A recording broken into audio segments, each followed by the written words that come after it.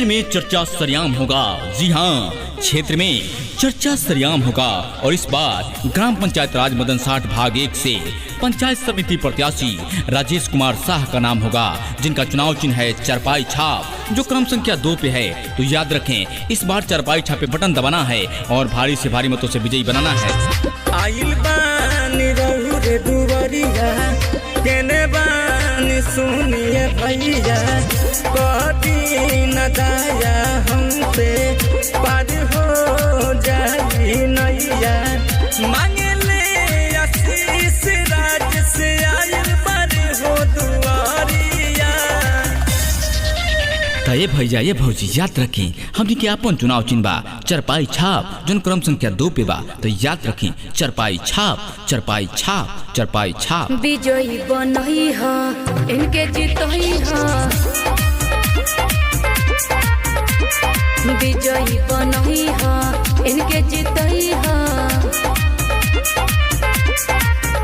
जी याद रखें, झांसी में नहीं आना है और इस बार राजेश कुमार शाह को जिताना है। याद रखें, आपका अपना चुनाव चिन्ह चरपाई छाप, जो क्रम संख्या 2 पे है। तो याद रखें, इस बार ग्राम पंचायत राज मदन साठ भाग 1 से पंचायत समिति प्रत्याशी आपके अपने प्रत्याशी राजेश कुमार शाह, जिनका चुनाव चिन्ह है चरपाई छाप, चरपाई छाप। सुनिए भैया भाभी करिले गो भैया हो, सुनिए भैया भाभी करिले गो भैया हो। अपना राजेश शाह के बचैहा पगरिया हो, अपना राजेश शाह के बचैहा पगरिया हो, अपना राजेश शाह के। एक बेरी कह के करी विश्वास, देखो चल मानव के पूरा होया। अरे जी हमार बा मर्जी बराऊ, अरे जी हमार बा मर्जी बराऊ, सोच के जिताई न तो जीत जाई बाऊ, तखन की 5 साल आऊ, 5 साल आऊ। तो याद रखें, राउर अपन चुनाव चिन्ह चरपाई छाप, चरपाई छाप।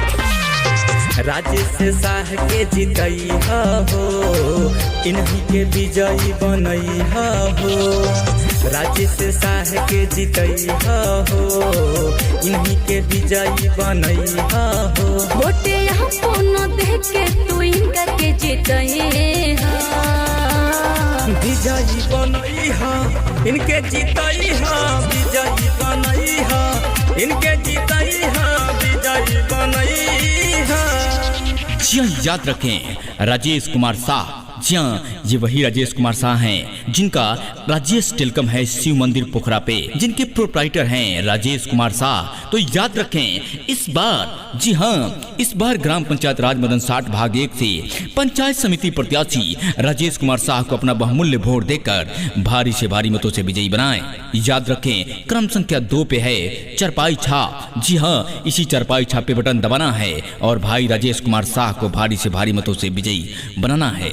याद रखें, आपका अपना चुनाव चिन्ह चरपाई छाप, जात पे ना पात पे, और बटन दबाएं चरपाई छाप पे, जो कि क्रम संख्या 2 पे है। तो याद रखें, आपका अपना चुनाव चिन्ह चरपाई छाप, चरपाई छाप, चरपाई छाप। राजेश कुमार शाह जिंदाबाद, जिंदाबाद जिंदाबाद, चरपाई छाप जिंदाबाद, जिंदाबाद जिंदाबाद, क्रम संख्या 2 जिंदाबाद, जिंदाबाद जिंदाबाद, ग्राम पंचायत राज मदन साठ भाग 1 की जनता जिंदाबाद, जिंदाबाद जिंदाबाद, राजेश कुमार शाह जिंदाबाद, जिंदाबाद जिंदाबाद, चरपाई छाप जिंदाबाद, जिंदाबाद जिंदाबाद, क्रम संख्या 2 जिंदाबाद, जिंदाबाद जिंदाबाद, ग्राम पंचायत राज मदन साठ भाग 1 की जनता जिंदाबाद, जिंदाबाद जिंदाबाद। अगर आप भी चाहते हैं किसी तरह का प्रचार कैसेट बने तो आज ही संपर्क करें। हमारा मोबाइल नंबर है 91 22 23 29।